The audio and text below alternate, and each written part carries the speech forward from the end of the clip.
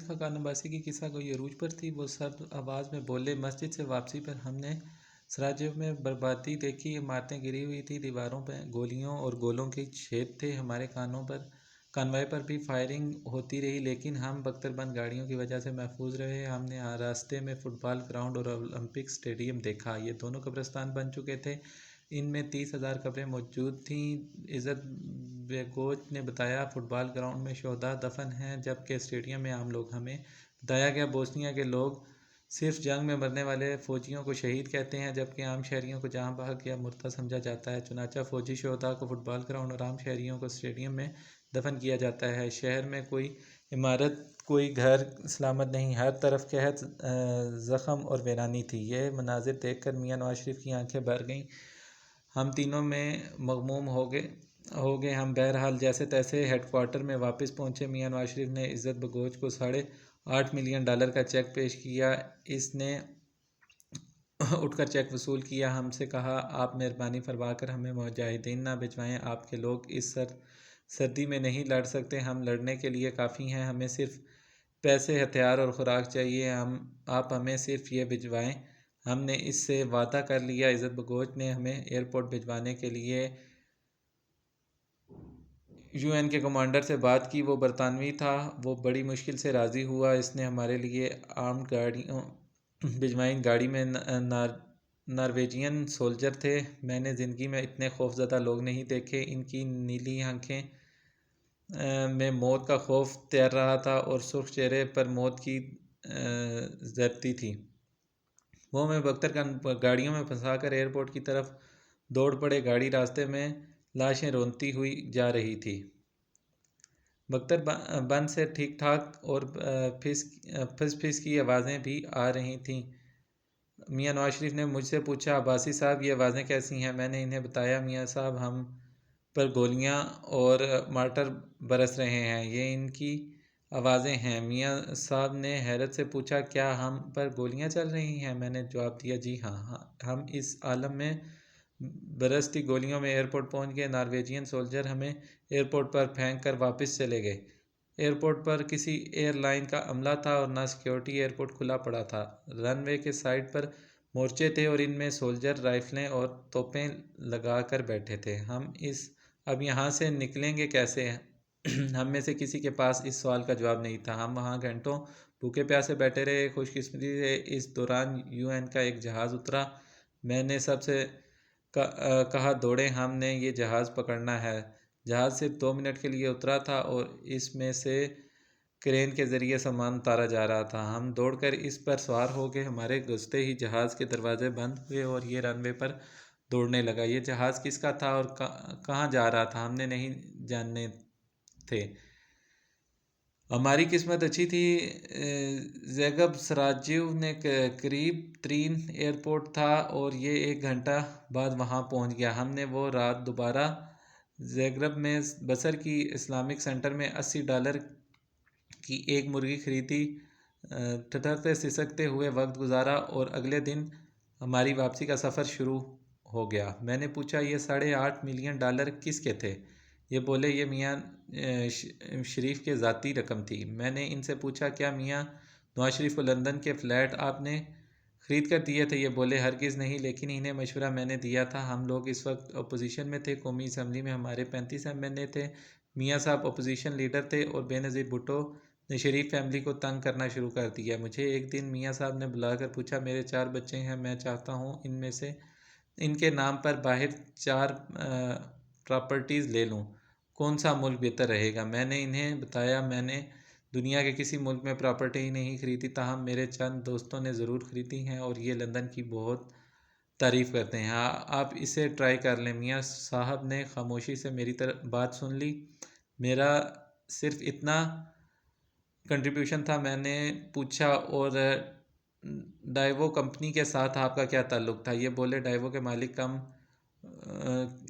وچونگ کے خاندان کا ایک فرد امریکہ میں میرا کلاس فیلو تھا، لیکن میرا اس فیملی کے ساتھ رابطہ موٹر پہ مکمل ہونے کے بعد 1997 میں ہوا تھا۔ 1997 میں کم چونگ پاکستان آیا، وزیراعظم کے ساتھ اس کا ڈنر تھا۔ اس نے اس ڈنر میں میاں صاحب سے کہا، میں شاہد خاقان عباسی سے ملنا چاہتا ہوں، یہ میرے کلاس فیلو ہیں۔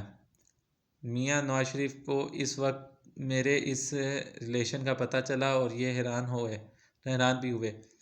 میں نے پوچھا کیا شریف فیملی نے ڈائیو سے کک بیک لی تھی؟ شاہد خاقان عباسی کا جواب تھا، میں 35 سال سے میاں نواز شریف کو جانتا ہوں، میں حلف دے سکتا ہوں نواز شریف نے کسی سرکاری سودے میں کک بیک نہیں لی۔ میں نے پوچھا میں ڈائیو کمپنی کے بارے میں پوچھ رہا ہوں۔ ان کا جواب تھا، میں نے ڈنر کے دوران کمچوں کو نواز شریف کی بہت خوشامد اور عزت کرتے دیکھا اور میرا تجربہ ہے اگر کسی نے کسی کو پیسے دیے ہوں تو وہ کک بیک لینے کے والوں کی اتنی عزت نہیں کرتا، چنانچہ یہ الزام غلط بلکہ لغو ہے۔ میں نے پوچھا کیا آپ نے اپنے کلاس فیلو سے پوچھا تھا؟ یہ بولے ہاں میں نے پوچھا تھا اور اس کا جواب بھی نہ تھا، اور اگر اس نے کوئی گڑبڑ کی ہوتی تو اس کا جواب اتنا واضح نہ ہوتا۔ میں نے ان سے پوچھا کیا یہ درست ہے 2000 میں سعودی آرمی چیف نے آپ کو جنرل مشرف سے رہا کرایا تھا؟ ان کا جواب تھا، میرے sir general Muhammad Riaz D G I S I رہے ہیں، یہ 1979 میں ان ڈیوٹی انتقال کر گئے تھے۔ جنرل ریاض جوانی میں امریکہ میں آرٹلری کورس کر رہے تھے، وہاں ان کے ساتھ سعودی افسر بھی تھے، یہ انہیں کورسز میں ہیلپ کرتے تھے۔ ان میں سے ایک افسر 2000 میں سعودی عرب کا آرمی چیف بن گیا۔ یہ جنرل مشرف کی دعوت پر پاکستان کے دورے پر آیا اور میرے سسرال وزٹ پر گیا۔ میری ساس نے ان کی ملاقات ہوئی تو انہوں نے اس سے میرا ذکر کیا۔ وہ سیدھا جنرل مشرف کے پاس گیا اور اس سے کہا میں شاہد خاقان عباسی کو اپنے جہاز میں اپنے ساتھ لے کر جاؤں گا، آپ اسے فوری طور پر رہا کریں، جی ایچ کیو میں سچویشن پیدا ہوگی۔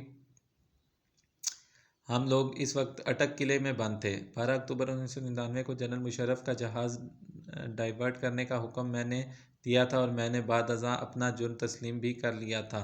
میں مرکزی ملزم تھا، لیکن جنرل مشرف سعودی عرب آرمی چیف کو ناراض کرنے کی پوزیشن میں نہیں تھے، لہٰذا آئی ایس آئی کے افسر جیل